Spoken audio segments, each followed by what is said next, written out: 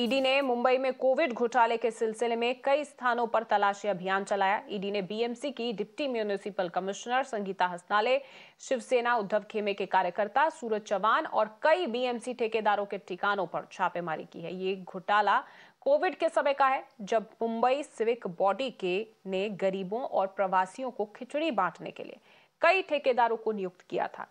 Reports के मुताबिक ठेकेदारों ने कथित तौर पर फर्जी बिल जमा करके बीएमसी को धोखा दिया था।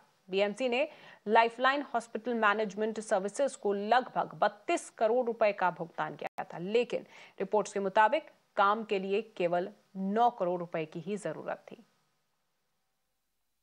Very serious allegations against some of the leaders from the Uddhav Thackeray camp, as well as their alleged connivance with the senior BMC officials who were operational at that time when COVID was at its peak, COVID fight was at its peak in the city of Mumbai. Basically, the Enforcement Directorate has raided as many as 8 to 10 locations across the city of Mumbai, as well as in the outskirt areas. These raids are particularly related to Suraj Chauhan, one of the leaders from the Uddhav Thackeray camp and an alleged close associate of Aditya Thackeray, as well as some of the other senior BMC officials as well.